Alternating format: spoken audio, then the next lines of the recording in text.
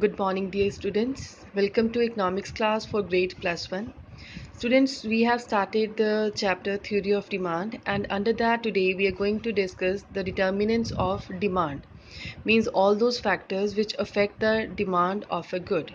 It's not only the price of the good in the market that affect price, but there are so many other factors that affect the demand of a good in the market. And we are going to discuss all that one by one in brief. And let me start with this functional equation. We have written those determinants in a functional equation, which is written as a dx, means demand of any good x is function of price of x good, price of related good, income of the consumer, taste of the consumer, expectation in the market, and number of buyers in the market, and the distribution of income in the economy. So let me start their effect on demand one by one.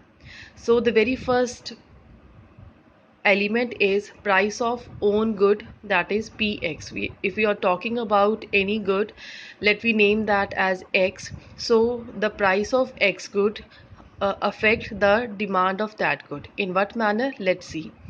So when the price of X good increases, demand of that good decreases, because that good become dear one, that become costly for the consumer to buy. So consumer buy less quantity of that good. It means when the price increases, demand decreases. And the second case is completely opposite to that. When the price of that good decreases, demand increases. Students, let me compare here the direction of the arrows of price of x good and demand of x good. When the price of x good arrow is increasing, demand of that good is decreasing. So both the arrows are moving in opposite direction. In second case also, the direction of both the arrows is opposite to each other. So when the arrows move in opposite direction, we can say that relationship between them is negative. That is why we have written here after the bracket that negative sign. So it shows that the price of x good and the demand of that x good are negatively related. The second component we are going to discuss here is price of related goods. Students, we are having two types of good. First is substitute good, which compete with each other, like tea and coffee. If the price of tea decreases, means that is cheap in the market, then demand for tea will increase, but the demand for coffee will decrease. So in that case, we can say that the relationship between the price of tea and demand for coffee is positive. The second type of good is complementary good. These are the goods which are demanded collectively, like car and petrol. We can't drive the car without petrol. So if the price of petrol decreases, then car demand will be increased, because in that case it become convenient and cheaper to use car to move from one place to another. So these two variables are related negatively, because with the decrease in price of petrol, the demand for car is increasing. I hope this is clear to you. The third component is income of the consumer, denoted by capital Y. So the case is when we have more amount of money to spend, so we buy more goods and services from the market. The same condition apply over here. So the goods are of two types, inferior and normal goods. We talk about them one by one. So with the increase in income, when demand increases, and with the decrease in income, when demand decreases also, the relationship between them is called positive. So those goods which have the same relationship are called normal goods. The second category is inferior goods, means those goods which are of lower standard. Low quality goods are termed as inferior goods. So when the income of the consumer Y increases, the demand for these goods decreases. Like when we have more income in hand, we buy good quality product and pay more price for that. And when income is low, we go to buy inferior standard goods. So demand for these goods increases in that case. So we can conclude that in case of inferior goods, the relationship between these two variable is negative. The fourth component is taste and preferences. Taste means whatever we like, and the thing we want to buy is our preference. So, for a consumer, when taste and preferences are developed, demand for that good is high. If the taste and preferences are not developed by a consumer, in that case, the demand for that good is decreases. So the relationship between these two variable is positive. Like the people who like to wear fashionable clothes, the clothes which are in trend, they prefer those goods to buy, and the demand for those goods are high. So in such case, taste and preferences affect the demand positively.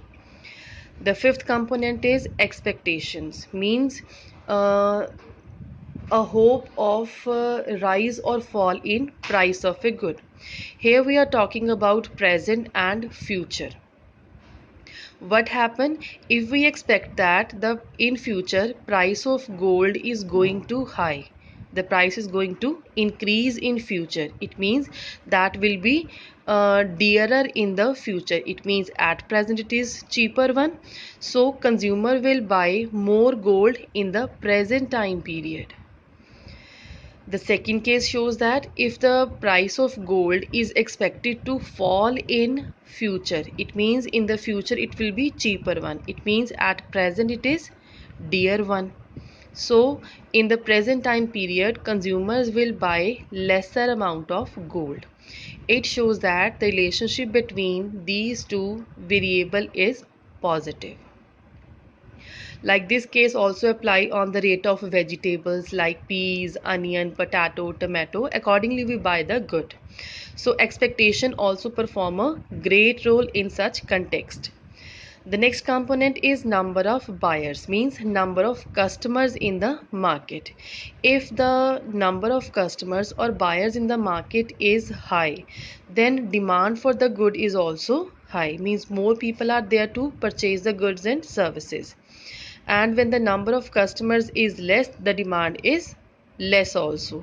So we can say that the relationship again between these two variable is positive. The last component is income distribution, means the income which is generated in the economy by the economic activities, how that income is distributed or divided among the people of society. So, if the income distribution is equal in the economy, then demand increases because there is no gap between the rich and poor people of the society. If the income is equally distributed, then poor people will get also a proper share and rich people will also get a share. All will be equal while the distribution of income. So ultimately all the consumers have an income portion to spend and to buy goods and services. So more demands will be demanded in the market. But in opposite case, if distribution of income is unequal, means income is not equally divided between the two sections or the people of society, in that case the rich and poor gap will increase, means rich people will get more share of income in the distribution and poor people would not be able to receive that. In such case the gap will increase and the demand will become less. Poor people won't be able to buy goods and services, but richer section have received a larger portion.